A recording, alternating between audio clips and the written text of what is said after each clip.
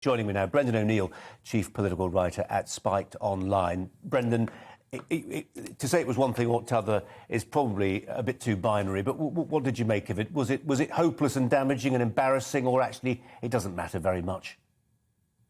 I think it was hopeless. I think it might be a little bit damaging. I think the thing with Boris is that his dishevelled, kind of crumpled act is wearing a little bit thin. And I think what this speech today showed is that it might not be that much of an act at all. Maybe he is just a bit unprofessional. Maybe he is just a bit forgetful.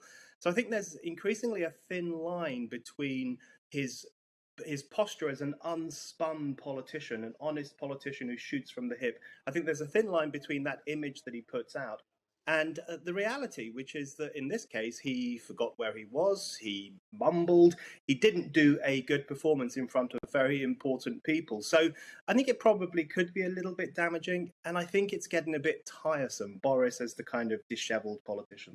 I mean, it's one thing to turn up to his local party association or, some sort of nickel and dime event, but there are probably, I don't know, half a dozen keynote speeches in the course of a political calendar year.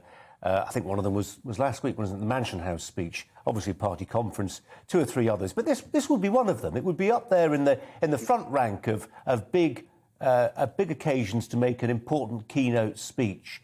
So that, I just wonder, therefore, whether it reflected something of his disdain for business. That's probably what he would like us to believe. That may well be the spin they put on it, because, of course, one of the ironies of the Boris Johnson phenomenon is that he presents himself as very unspun, but that's quite a spin-doctored performance in itself. So they may well put the spin on it, well, it was just business leaders and he's the business guy, so he didn't really pay much attention. But the thing is, you're right, there are only a handful of speeches that really stand out for a prime minister over the course of the political year, and you do have to put some effort in. I felt a tiny bit sorry for him. I've done speeches, you've done speeches, Colin, and it's my worst nightmare to forget where I am in a speech, and I write huge numbers on the top of each page so I don't lose my train of thought. So I did feel sorry for him, but as a PM, speaking to business leaders, he should have made more effort. I think one of the problems with Boris is that he's kind of taking for granted the fact that he's Prime Minister, that he was elected with a huge landslide in 2019. He forgets that many of those voters, especially the Red Wall voters, they lent him their vote. This was a temporary relationship, and they could easily take it away if he doesn't buck up his ideas and start improving his performance, I think. It's a shame because, we were talking about Winston Churchill earlier. That was somebody, it was said of Winston Churchill, he mobilised the English language and he almost turned it into a sort of weapon of war. And Boris has it within him to write beautifully. We know that, don't we? We know he writes beautifully when he can be bothered. Just on the point about what stratagems you have, however, if your mind goes blank, as it sometimes does. Winston Churchill, I mentioned at the beginning there, famously stood up in Parliament, got halfway through his speech, and his mind went blank. And thereafter, he always made sure he had just a few words written down on a scrap of paper.